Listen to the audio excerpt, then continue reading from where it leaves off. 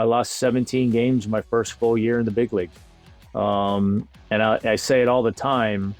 The Braves must have saw something in me they liked to let me go out there and lose 17 games. So True. that was a positive. I mean, not necessarily a positive when you're going through it, but certainly a positive. And I think I was smart enough to realize that, hey, they're giving me the ball every fifth day, so there's something here they like. So just go out there and take it and get better every time you go.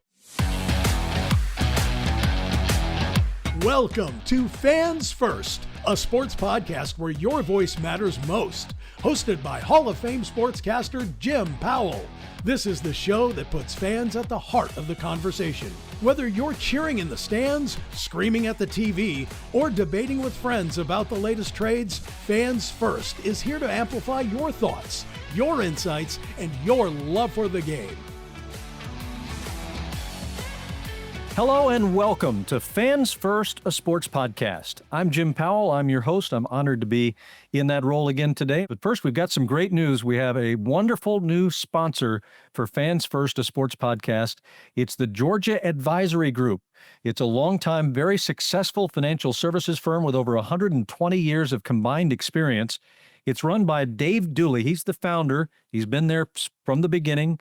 And Dave is a big sports fan, and he's kind of built his business kind of like you would build an all-star team. He's got a Georgia Advisory Group riddled with all-stars like a full-time CPA, investment advisors, money managers, insurance experts, estate planning professionals.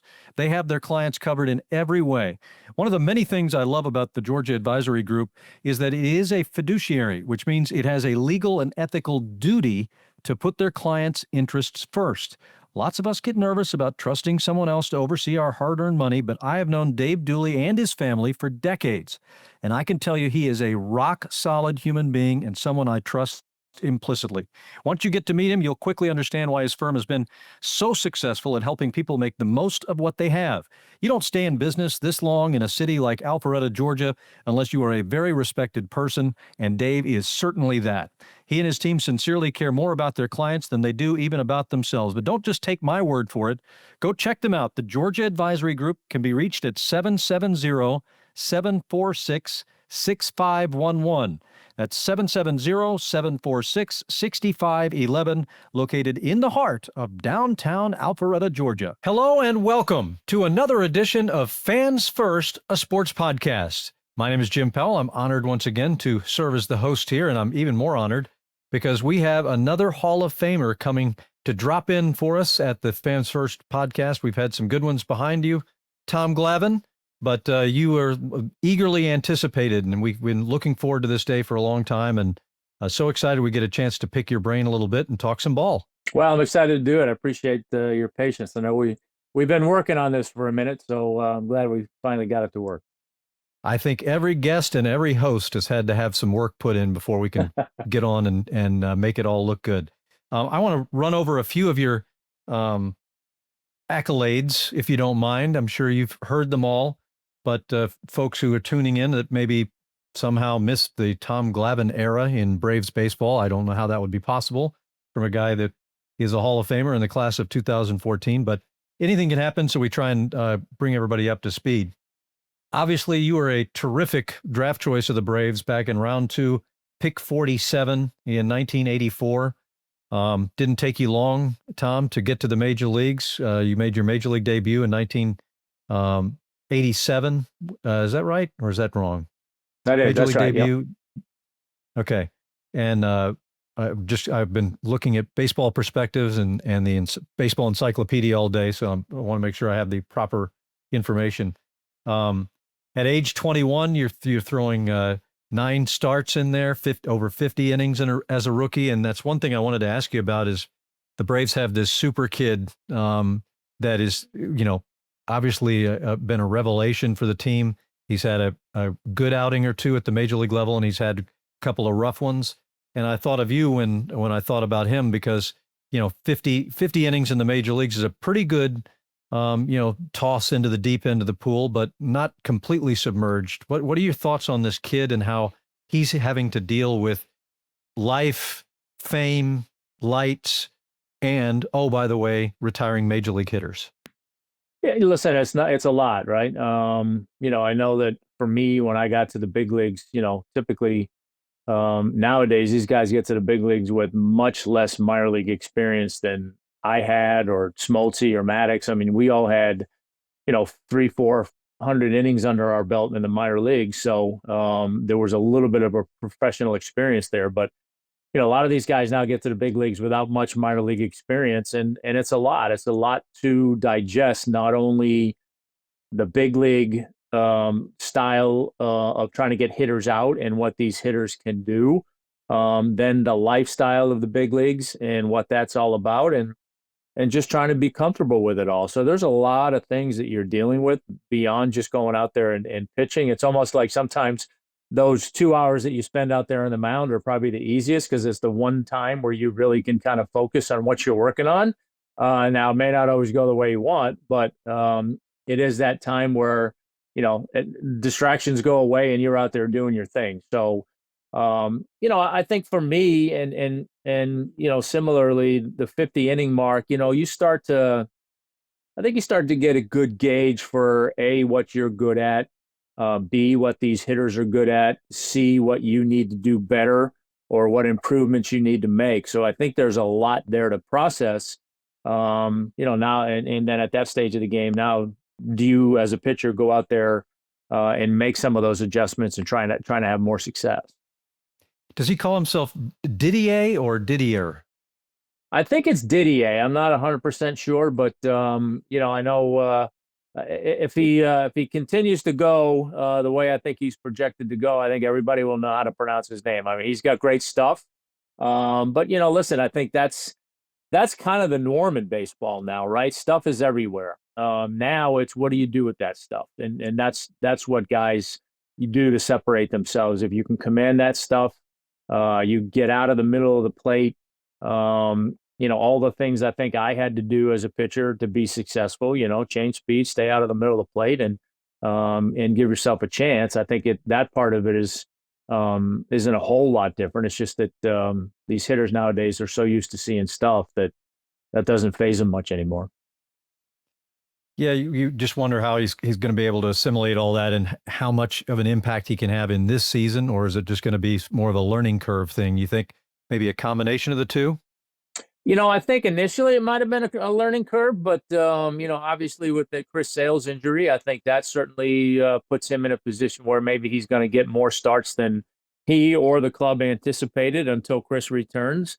The Braves are always trying to maneuver off days and try to give Chris Sale, Spencer Strider, Spencer Schwellenbach, give them those extra days when they can. So I think there'll be some continued opportunity down the road. But listen, we've seen this so many times, right? Where a guy comes up and he's kind of a periphery guy and maybe get some starts here, get some starts there, and then all of a sudden he starts to figure some things out. And late in the season, he becomes a key part of the rotation or a key part of the bullpen. So we'll see if that's the case here.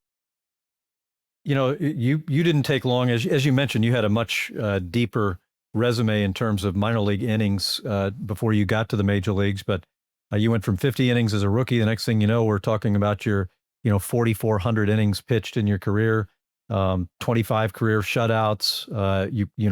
I want to brag for you about your 4 silver sluggers. That has to mean something to you a little bit.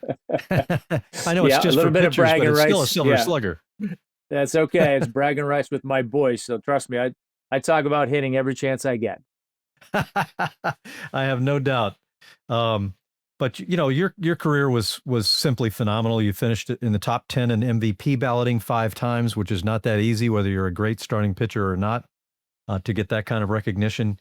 Many all-star games. When you look back on your career, does it seem like a blur to you, or are you able to just sit there and, you know what, I'm just thinking about this game back in 1993 that for some reason has popped into my head.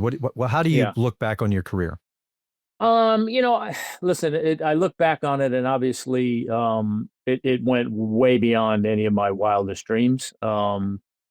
I like any kid, you get drafted and you want to get to the big leagues. And I don't really know what that meant to get to the big leagues, right? I mean, I think you just want to get there. I think we all, um, obviously, when we think about getting to the big leagues, we're thinking, oh, we're going to get to the big leagues. We're going to have a good career. We're going to be there a long time. We're going to make some money, all those things. I don't really know that I thought that, I wanted to get to the big leagues. And then once I got to the big leagues, I wanted to stay there, and I think initially I was thinking, well, you can get 4 or 5 years in the big leagues, you can make some nice money and have a good start to life and all those things. And, the next thing you know, obviously things took off. And I think now that I'm out of it, I tend to look at it more in increments. There was the beginning part of it, and all the lumps that I took. I lost 17 games my first full year in the big leagues. And I say it all the time. The Braves must have saw something in me they liked to let me go out there and lose 17 games. So True. that was a positive. I mean, not necessarily a positive when you're going through it, but certainly a positive. And I think I was smart enough to realize that, hey, they're giving me the ball every fifth day, so there's something here they like. So just go out there and take it and get better every time you go. And so I look at that phase of it, and then pretty quickly turning into a good pitcher. A 20-game winner and a Cy Young Award winner, and so all that, and then it was kind of the middle portion of spending time with Maddox once he came over to our team, and Smoltz, and the things that we did and the things I learned from those guys that made me a better pitcher. And then there was kind of the last portion of when I went to New York, and I kind of had to revamp my game, and I had to make a ton of adjustments. So it's kind of those increments when I look back at it. But obviously there are certainly memorable games that I think of. Obviously, my 300th win, or the '95 World Series. I lump in my 2 shutouts in Colorado because that was no easy thing to do. And then certainly some of the games I pitched as a Brave in Fenway Park, where I grew up watching a lot of baseball. So there's definitely some individual games that come to mind as well. You mentioned the winning the 300th game, getting your 300th win, and how obviously very rare, even back during your era, for anybody to get to 300 wins. But now, and I found a quote from you that somebody asked you a question about, winning your 300th, and do you think there'll be more, or do you think you could be the last one that wins 300 games? And I think the latter is proving to be the case. But your quote was, "If I was the last one to reach 300 wins, it would be pretty cool to be the last one to do something in this game." That is pretty cool. And based on, now Rob Manfred loves to tinker and loves to try and change things in baseball. He's never seemed satisfied with the product and always wants to do something a little different, which drives a lot of us crazy. But it's not, we don't own the game. But unless they do radical surgery on today's game, we'll be lucky to find people who can win 15 games in a season, or 50 games in a career. 300 wins is, to me, is completely out of reach of today's game. What do you think? Right. No, I agree. Listen, good or bad, I guess I'll be the second to the last to ever do it, because Randy did it shortly after me. So true. the two of us for sure. I just don't count him. The last. What's that? I just don't count him. He wasn't a Brave, for one thing. Oh, okay, fair enough. Yeah, fair enough. But no, I think the 300 game winner has virtually it's disappeared. And I say it all the time. It's not because of a lack of talent. There's plenty of talent in the game. You could argue more talent than in some of the guys that I played with. But the problem is that even for the talented guys that you think would be able to do it, there's no way they're going to stay healthy for 20 years to do it. It's just not going to happen. Nor would they be allowed to pitch that long.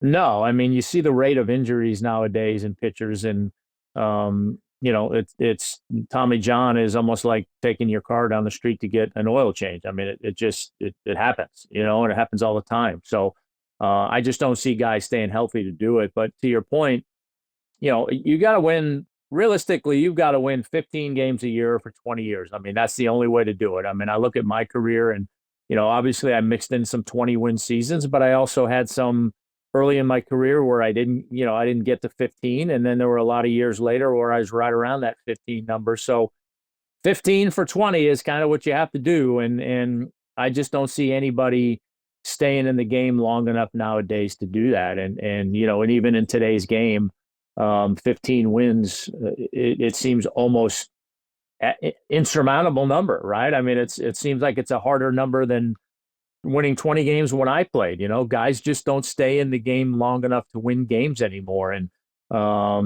you're the days of like I used to do or Greg used to do and Smoltz, where you're in a game, a tie game in the 7th or 8th inning, and your team scores a run for you late and you win. That doesn't happen anymore. Those guys aren't staying in the game in the 7th and 8th and 9th inning in a close game or a tie game or anything like that. So there's just so many variables that are making it harder and harder, not only to win games in a given season, but to accumulate that kind of number over a career. It's just, I hate to never say never, because there's always somebody that'll come along, who knows, but I just, if I were a betting man, I would bet against it for the rest of baseball's history for sure. Yeah, I totally agree with that. Who are some of the pitchers that you like to watch? I assume you still watch a lot of baseball. I know you're working telecasts, and so you're still in the game. Who are some of the young pitchers that you like to watch pitch? Do you sit down on a Saturday afternoon and find a good ball game and see a good pitcher out there and then just stay with the game, even if you don't care about the teams, like the rest of the afternoon? There are times, I mean, I don't watch a ton of, baseball, say for a 9-inning game. I'll watch bits and pieces here and there, but there are times where if I flip on a game, or even if I know somebody's pitching, I might watch. I mean, listen, I love watching Chris Sale pitch. I can't relate to his stuff, but I love his compete level. I love how he just goes out there and has a game plan and executes the game plan and makes adjustments as needed during the course of the game. I think more than anything, I love his compete. Really like watching Spencer Swellenbach. I think he's been really fun to watch develop. I've said this a lot. I did his second game of his career in Fenway. And I think it's the one and only time I've ever described a young pitcher as a guy who threw too many strikes. He did. He threw so many strikes. Didn't understand how to expand the strike zone when he had 2 strikes. And it was refreshing to watch, to be perfectly honest with you, a young kid that attacked the strike zone and was able to attack the strike zone. And since then, watching him get better as time has gone on and learn how to expand the strike zone, see that he still goes out there and pounds the strike zone. Had a little bit of a blip at the beginning of this year and had to make some adjustments, and he did. Those are all the things that I love seeing in guys. I'll put on Garrett Crochet if I see him. I like watching him pitch. Anytime I flip on a TV and see a Paul Skeens or a Jake DeGrom, those kinds of guys. I mean, listen, I can't relate to stuff, obviously, and guys throwing 100 miles an hour, but I can still appreciate a guy who throws hard but is able to stay out of the middle of the plate and is able to change speeds effectively and throw strikes with his off-speed stuff. I mean, I can relate to guys doing that. I can't relate to saying, hey, here's 100 miles an hour, go ahead and try and hit it. But whether it's 100, 95, 92, if you're on the corners and you're mixing something off speed to go along with that, so you have a nice mix, I enjoy watching that kind of guy. Tom, I ran across some things that made me laugh today because I was looking back deeper than just the recent history and the end of your career and that kind of thing. And I ran across a couple of scouting reports that people had written on you where one of them said something along the lines of, throws a lot of strikes, doesn't give in, lacks control. And I'm like, well, Yep. Hold on a second, buddy.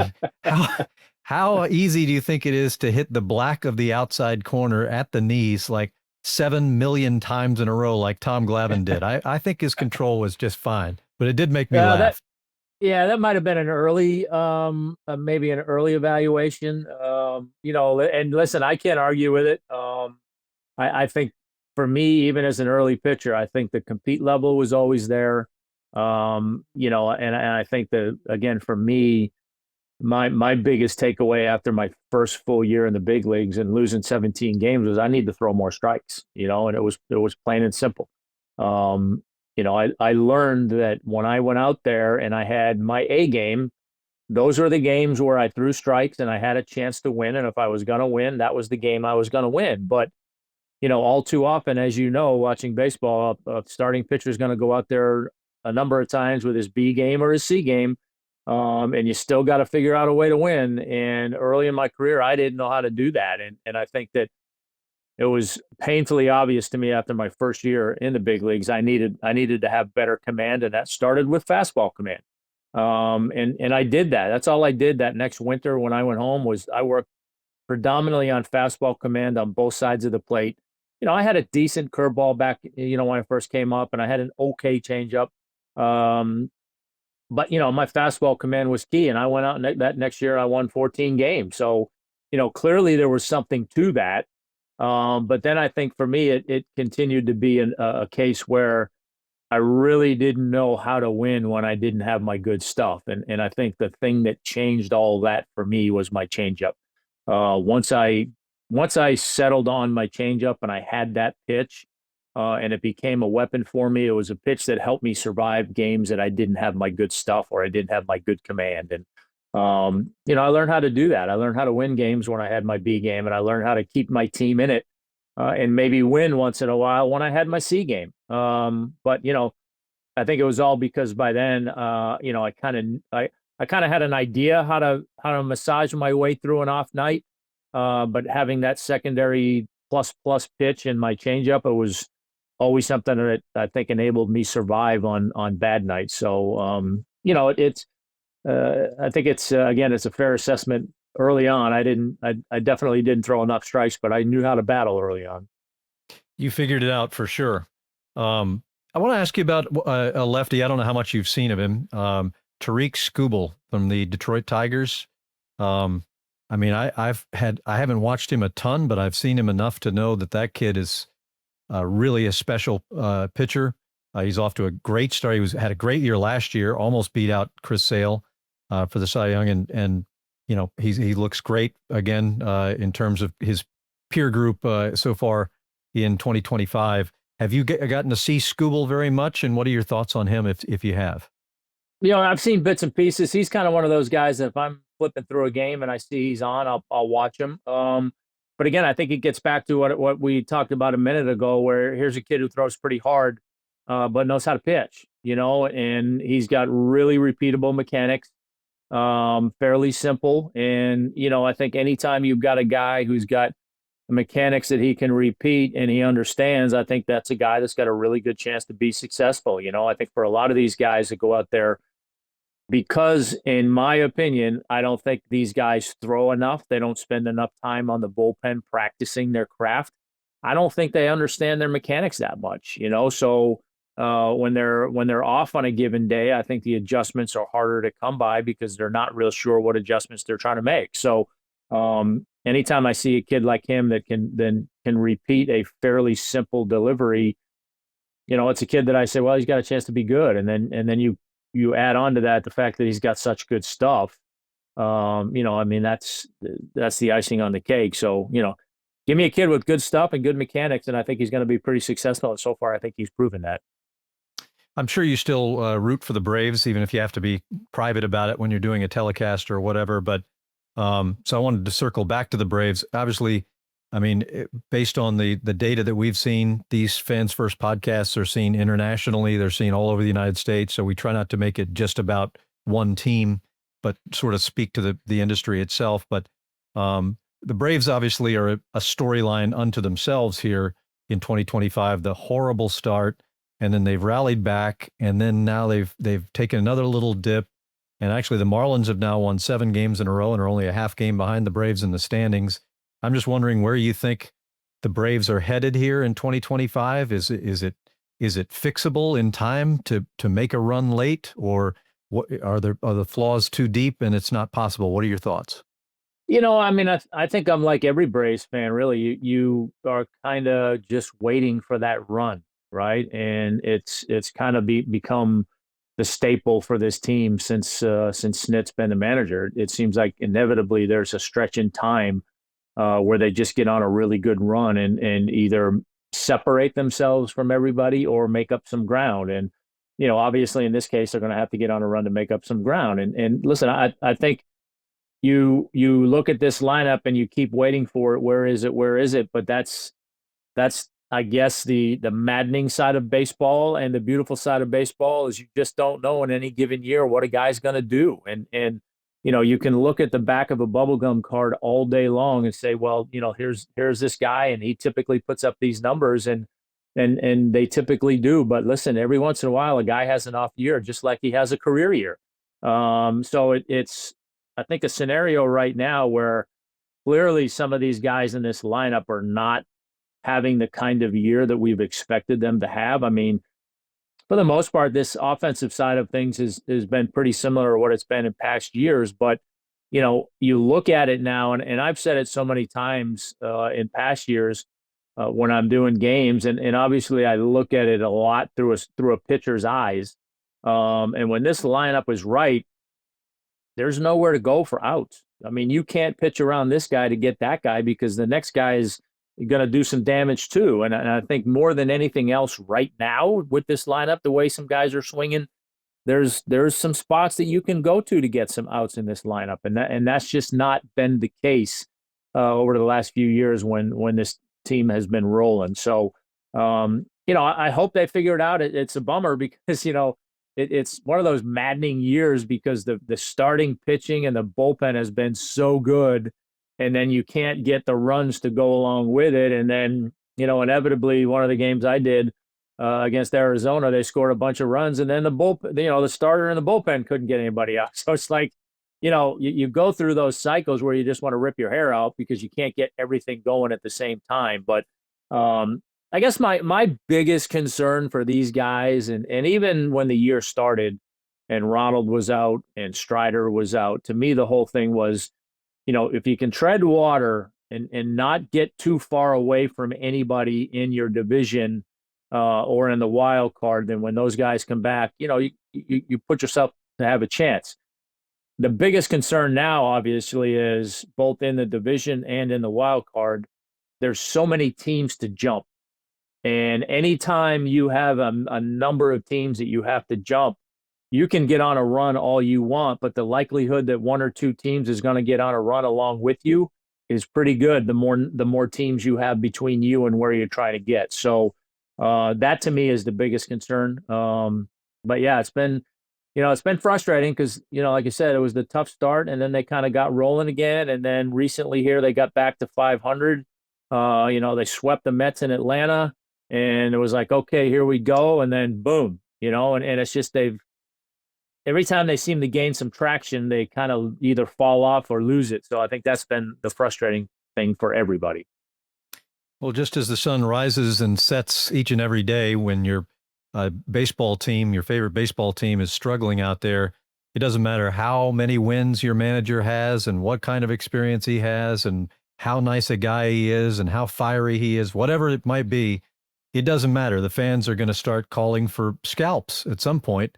I know it bothers me. I don't see Snit doing anything different than what he's done in the past. I think he's been one of the great managers in Major League Baseball since he was installed in that role. But that doesn't mean anything to the fans because they're going to the game tonight. They want to see a win tonight, and they're going this weekend see a doubleheader, and they want to see that it's fans are irrational, but that they're also lovable. We wouldn't have the game without them. But yeah, it still makes it hard for me though when I hear what I know is nonsensical opinions thrown in the direction of Brian Snitker. No, I agree. Listen, I love Snit. I've known Snit since I got drafted in 1984. He was my instructional league manager that year, so I've known Snit for a long time. He knows the game, and I know those players in that clubhouse love him. But to your point, he's pushing all the same buttons. But as we all know, you push a button one night and it works, you're a genius. You push the same button the next night and it doesn't, you're an idiot. So That's the nature of the game. But listen, I think those guys, I know they love Snit. They play hard for Snit every night, and I think to me that's the key. Guys are going out there and playing hard every night. That you hope the results start to come along with that. But listen, I don't think it's not the manager's fault. He's not putting on the uniform and going out there throwing pitches and swinging bats and doing all that stuff. But we all know that old saying, right? You're not going to fire the players. So, I hope that's not going to even in any conversations anywhere in the Braves front office. Because I do think Snit is the right guy, obviously, and I just think this team has to somehow, some way, find a way to get on that roll that we all talk about, and not, I think so many times when people talk about a team getting on a roll, they think, well, you got to go out and win 10 in a row, or you got to win. You don't. You got to go out and start winning series. And if you win some series, then the next thing you've won 10 out of 12, or you win, 12 out of 15 or something like that. And that's the kind of run this team needs to get on, is just go out and win some series, consecutive series in a row. And then you'd be surprised. You look back and then you have a month like they had last year in June, where I think they went 25-3, or 25-4 or something like that. So, I know that's the approach they're trying to take, but just got to start making it happen. I want to ask you about something that's a little bit off the beaten path here as we flip the switch on you and change gears a little bit. I don't know if you're aware of this, and you may not be, but you probably are. Andy Van Slyke not too long ago revealed in some interview that when talking about Sid Bream's slide and the big play that meant so much to this franchise and the fans, and Van Slyke indicated that right before that pitch to Cabrera, he whistled to Bonds and waved him to take 2 or 3 steps in.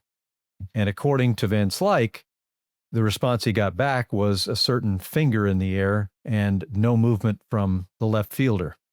And then moments after that, Sid Bream was sliding across home plate with the big win. Have you heard about that exchange? And is that just the stuff of legends, or what do you know about it? No, I've heard some of that. Again, I don't know if it's true or not, right? I mean, it's Andy's word, and I guess don't have any reason not to believe Andy, but I think that either way, I think Sid's being sent on that play, and and they're going to force Barry to throw him out. I mean, listen, Barry was a lot of things and did a lot of things well. Throwing was not one of his higher accolades, so to speak. So I can assure you, every which way to Sunday, that we were going to challenge Barry's arm on that play. I mean, you have to. The situation dictates it. You have to. Excuse me. So I don't know. I mean, I guess if that is true and everything goes exactly the way that it went, then yeah, then Sid's probably out by a foot rather than being safe by an eyelash. But it's one of those things that's fun to talk about, but and speculate. But fortunately for us, it didn't go that way. Yeah, that would have taken away, Skip Carey's tremendous call, everything Exactly. about it. I mean, it's a legendary thing, whether it's true or not. And I like you, I don't see any reason why Andy Van Slyke would just make something like that up out of thin air. But a couple of quick questions for you here. Among your teammates that you had over the years, was there any individual that rises above the others that you recall in terms of just sheer talent, just an awe-inspiring player that you have on your team that you can't take your eyes off him, in the middle of a game, because he might just do that thing that he's done before, which is take over a game and lead you to a win? Is there one name that climbs to the top of that list for you? Well, listen, I was fortunate with the teams that I played on. We had any number of those guys on a given night, right? I mean, I think one of the hardest parts of being a starting pitcher was sitting on the bench 4 nights a week and watching games. But if you're going to do it, what better way to do it than come to the ballpark those other 4 nights and watch Smoltz, Maddox, Avery, Millwood, you name it. So that was kind of at least a little bit of a blessing to be able to come watch those guys. And on any given night, watching Greg pitch, you don't know what you're going to get, but there's a really good chance it was going to be something special. Probably going to be a 2-hour game or maybe a touch under. So that was always good. Smoltzy could take over a game at any given time. He could, and he could go out there and throw a no hitter on any given night. So both those guys obviously had the ability to do that. I think on more of an everyday basis, and I got to see it a lot, was Chipper. Chipper would have some games that he would take over, particularly against the Mets. And he seemed to somehow, some way, always rise to the occasion in Shea Stadium when all those people up there were just heckling him like crazy. So, there were a few guys, like I said, over the course of my career that, on any given night, you could see something special, and certainly on any given night, they could take a game over. Absolutely. Bobby Cox, greatest manager you ever played for? Is that safe to say? Yeah, it's safe to say. Listen, I mean, what wasn't there to love about Bobby? I mean, he didn't ask a lot of you as a player. He basically had 3 rules: you show up on time, you wear your uniform the right way, and you play hard. And if you couldn't live by that, I'm not really sure what your problem was. But and then I think he probably more than anybody, when he said, "Hey, my office door is always open. If you got something you want to talk about," he meant it. Now if you went by Bobby's office and there was a player in there and that door was closed, you knew something was going on. So that was fine too. But listen, there were a lot of times where you go down on the bench and it seemed like Bobby wanted to win more than some of the players sometimes.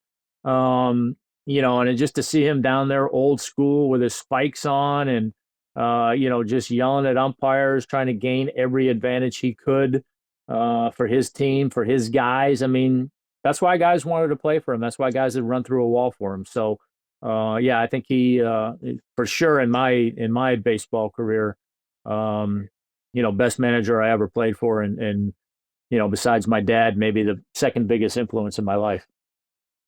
Last question for you, Tom, is about this automatic balls and strikes system that they're prepping and planning to implement. And I still don't know exactly what the timetable is going to be, but from your standpoint as a pitcher who commanded the strike zone, could hit the black over and over and over to get guys out, does the automatic ball strike zone, would that have had an impact on your career? And how do you think it's likely to impact the pitchers who are going to have to deal with it in the future? Yeah, listen, I think anytime you do something like that, it's going to impact everybody's career somehow, some way, to some extent, right? Maybe some more than others, but yeah, for sure. I mean, listen, there were not a number, but there were things that went on during the course of my career that required adjustments. I mean, when I got to the big leagues, the National League strike zone was east and west. The American League strike zone was north and south.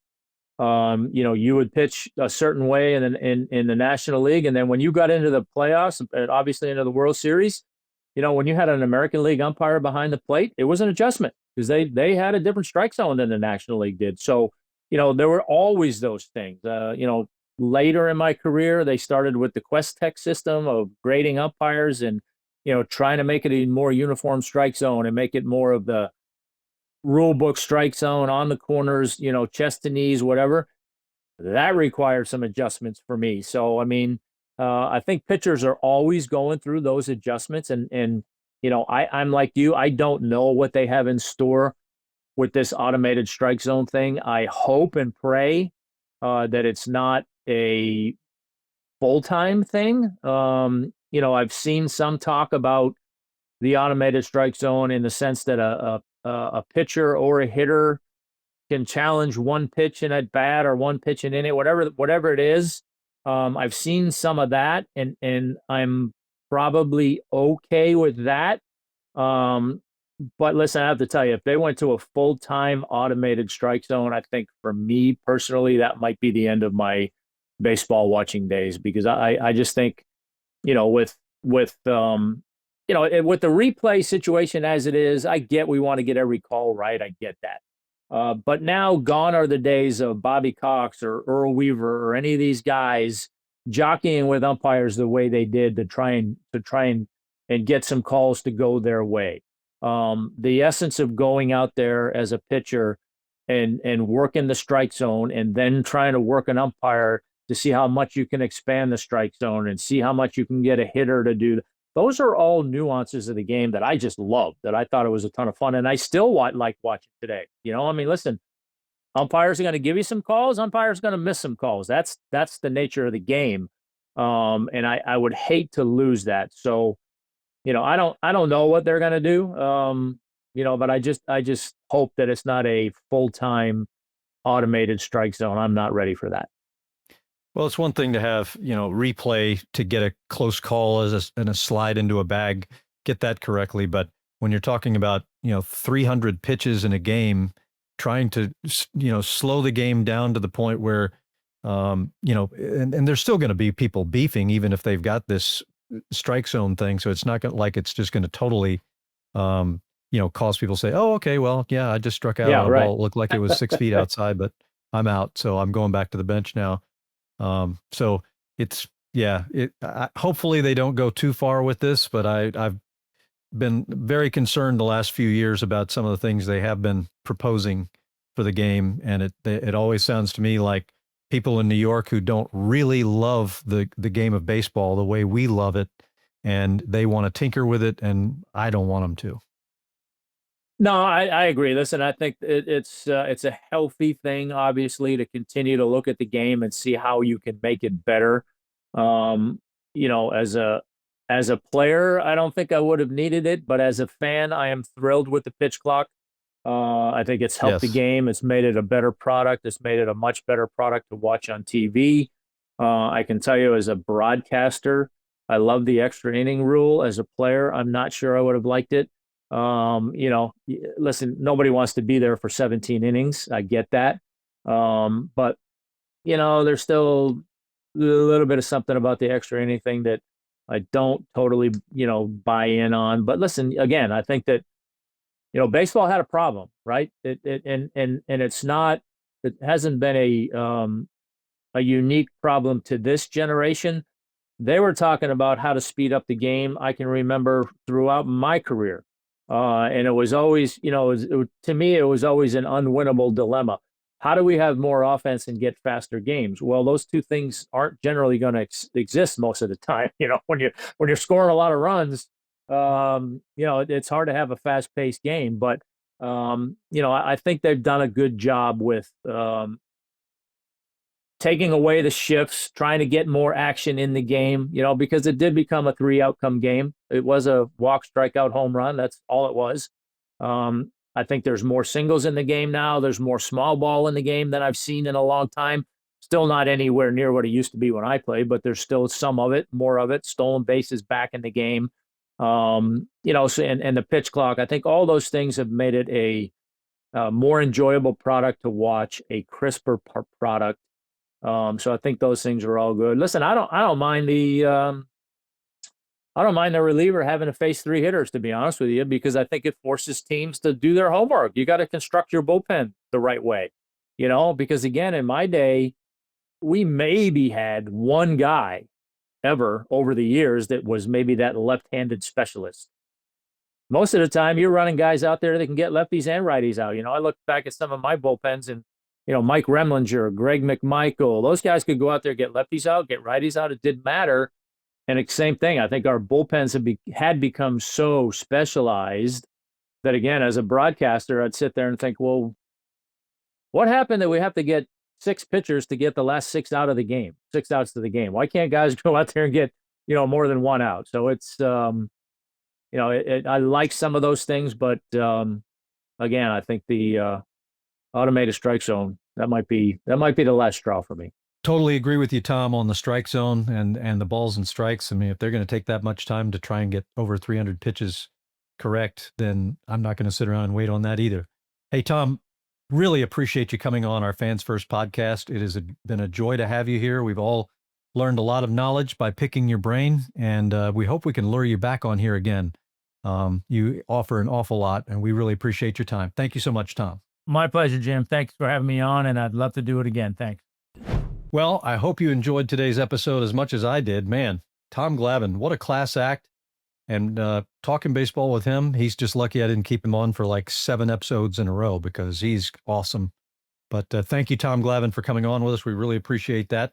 For our entire crew from producerpodcast.com, including Tammy Gano and our main producer engineer, who is Abe Fallick.